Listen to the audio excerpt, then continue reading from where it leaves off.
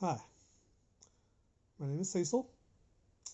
I'm a 63-year-old man who has recently had internal and external hemorrhoidectomy.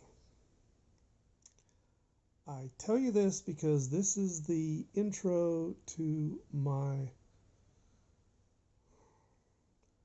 set of vlogs about my experience recovering from the surgery. It has been 10 days, I said, and I've done 2 or 3 or 4 every day, letting you know how I'm dealing with things.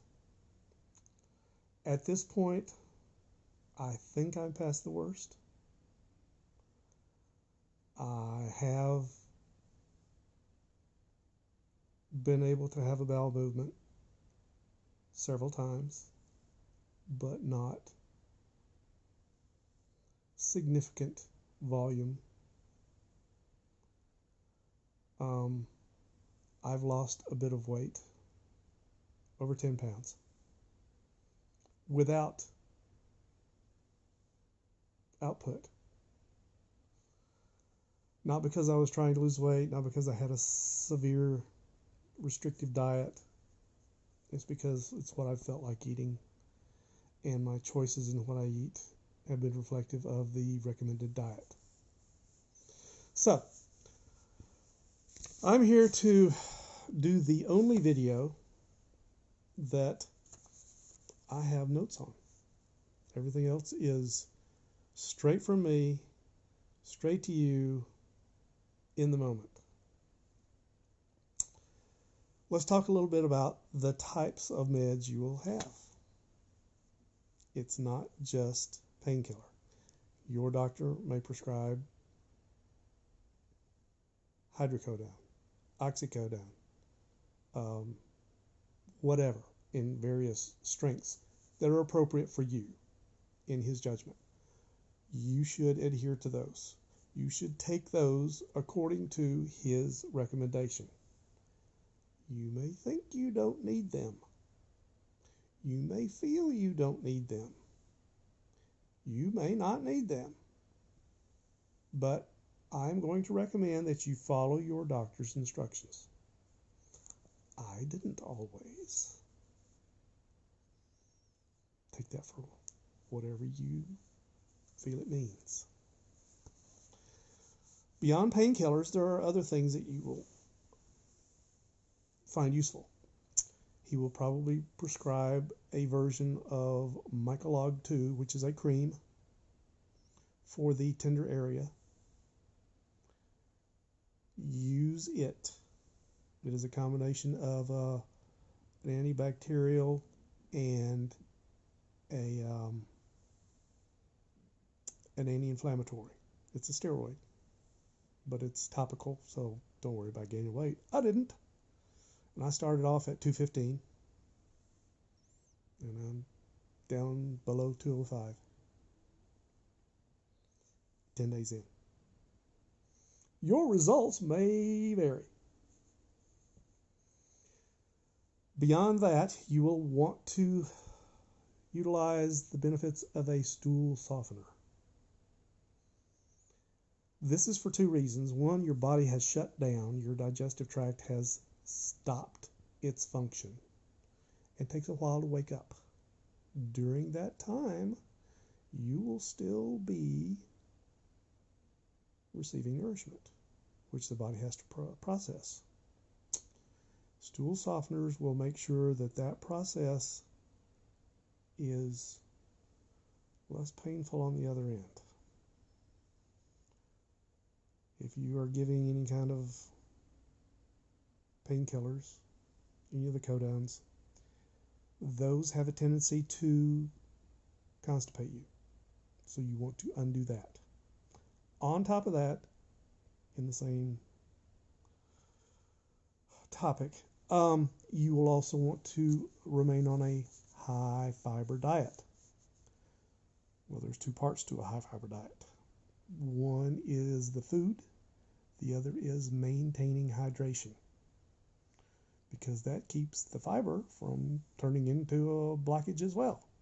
So you must maintain hydration.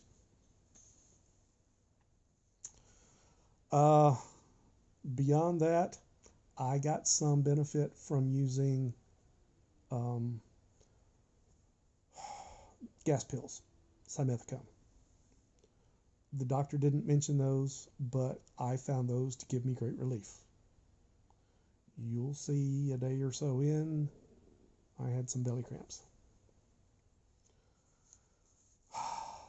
Beyond that, I did use some cream, some lidocaine cream for the tender area. I found that beneficial at times. Sometimes couldn't tell I used it at all. But I did get some benefit from that. By the way, this will be the longest segment of the entire series because I've learned a few things. I'm going to compile some of them here. You'll see how, when, and why I learned these things later on. I'll try not to spoil the surprise.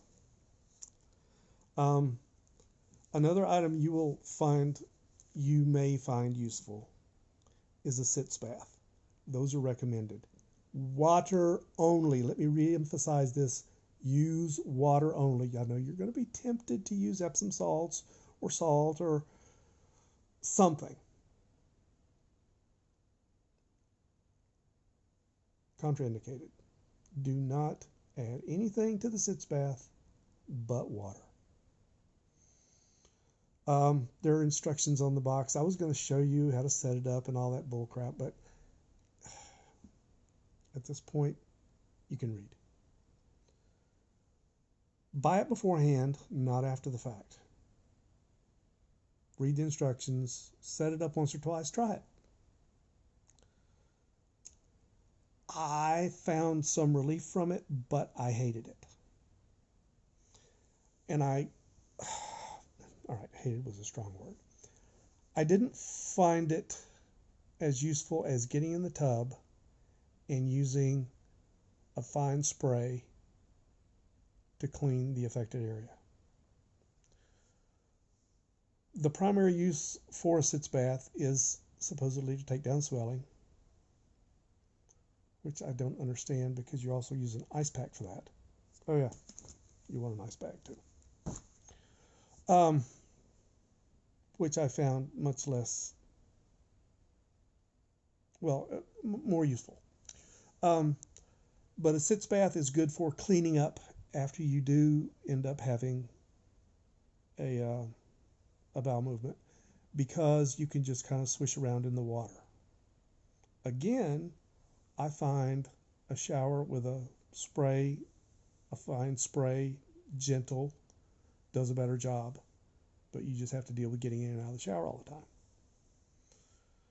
If you're going to set up a sitz bath, here's the basics of how you do it.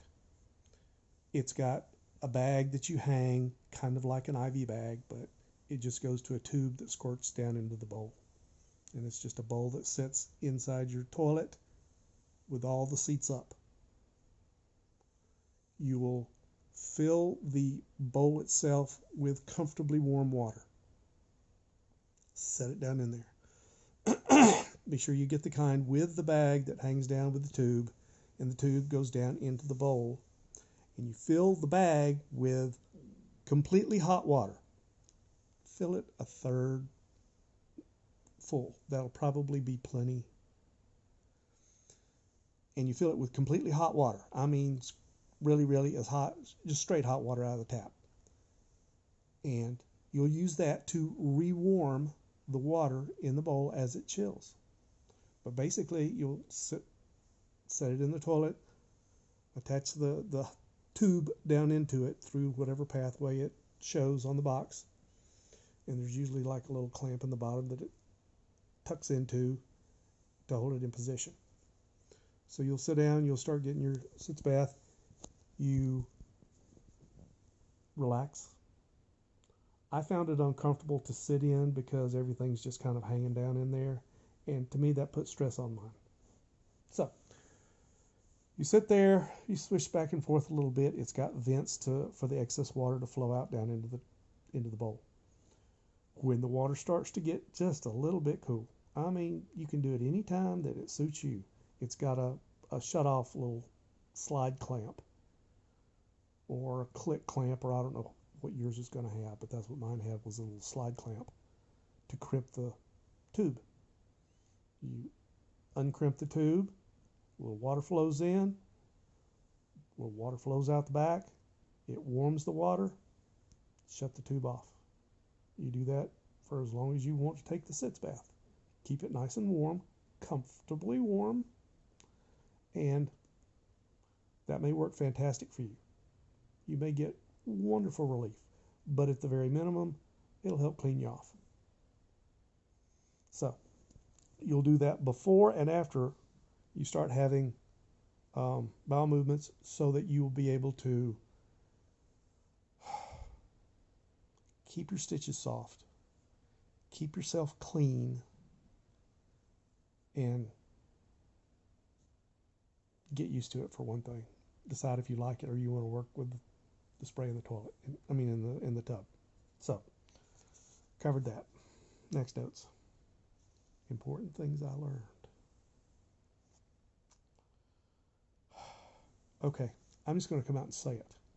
If there is not a strong, absolutely medically necessary reason for you to have this surgery, don't do it. Knowing what I know now, I would not have done it. I did it probably for the wrong reasons. I did it because I was bleeding internally, which can be fixed by banding, which I do recommend. It's less invasive. It can't be worse than this. I had it for the wrong reason. I had internal and external, stage 3, which are medically advised to have this surgery. But I was not having real pain. I was having discomfort. I was having inconvenience. I would occasionally bleed into my clothing, my pants. So having the internal fixed would have been sufficient. I went for the long-term permanent fix, which this is supposed to be, and got the full hemorrhoidectomy. Internal, external, stitches, all that stuff. Now, if you have thrombosed into a hemorrhoid, I cannot imagine the pain you would have from that. That is a perfectly medical reason for having the surgery. That has to be worse. I cannot comprehend what that would be. But I didn't, and yet I chose it.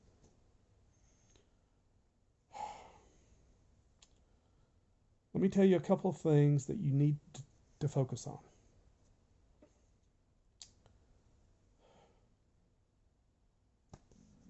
Number one, the most important thing, you got to pee.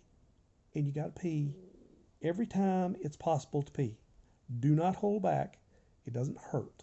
There's a lot of things that I expected to hurt because I had hernia surgery, and I felt that everywhere down there, no matter whether I breathed hard or coughed or cleared my throat or sneezed or, stepped real hard. Those aren't an issue. I haven't sneezed, strangely enough, but everything else has not been an issue. You feel them? Yes. They're uncomfortable? Yes. But they don't blow the top of your head off like that did. So that's all cool. Urination is critical. Right behind that, hydration is critical. First off, to keep the fiber diet working, the stool softeners supplement working, and so that you have something to pee. But you need to pee. You need to pee as soon as you stand up, before you sit down, as soon as you get out of bed, before you crawl back in. And I don't mean pee a little, I mean empty your bladder as best you can. That prevents you having to get up as often, which is a royal pain, so that you can get some more rest. Rest is critical too, but rest doesn't even make my list. All right, you're not going to believe this, and it's going to scare the hell out of you. Flatulence is your friend. You will expel gas much, much, much more than you will have a bowel movement. And it is a glorious, it is a great experience. If you are having pressure, that flatulence will relieve your pressure. Plus, it helps you be able to pee. Going back to the previous bullet point. You must pee. In order to pee, you must reduce pressure on the bladder. To reduce pressure on the bladder, you have built up gas. That's what a lot of these fiber supplements do, is they process into gas. The soluble ones especially. So what you do is you want to get rid of that gas. That's what I mentioned previously. I got some relief from gas pills.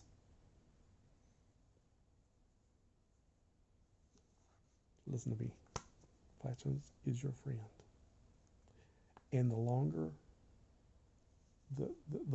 you are from the original surgery, the worse it smells. Deal with it. It'll become your friend. Okay. I talked about the fiber and stool softeners to counteract your codones. And that's no joke. That is no joke. You should be taking your meds, and you should be taking your fiber supplements and stool softeners just to stay status quo. And that's all I did, was stay status quo. Okay. Last important point. Don't rush things. I didn't have a bowel movement for 3 days, and I thought, oh, what's wrong here? Nothing. Not a damn thing. Day 4 or 5, I was running a fever. Not a high fever. It was 100.4, 100.6, 100.7. One day. If it got above 101, the doctor would have been concerned. But it came, we saw, we conquered. Apparently, that is a normal part of this healing process. Not unexpected. Don't freak out. My instructions on my post-op paper were, if it gets above 101, call the doctor. Those are correct instructions. They were for me. But I called the doctor anyway, just out of concern. Was reassured, completely normal. That's about it as far as what you critically need to know. I know this has been a long segment, and I apologize for that, because the rest of them are much, much more brief. More to the point, more in the moment.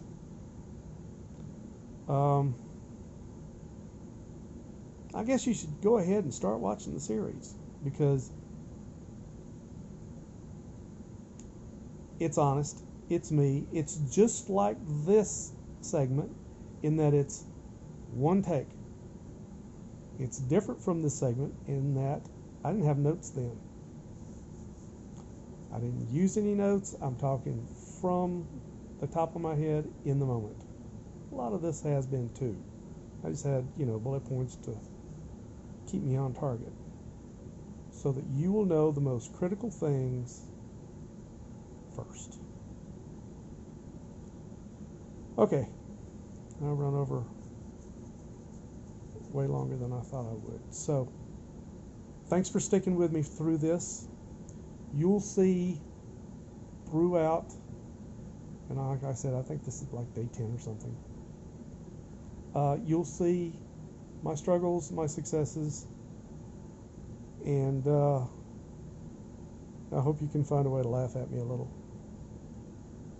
Yeah, you can laugh at me. It's okay. If you laugh with me, it's all good too, but sometimes I deserve to be laughed at, and I'm okay with that. Leave your comments. Tell me all the things I should have done differently, because somebody else will do exactly what I did, thinking it's exactly the right thing for them, and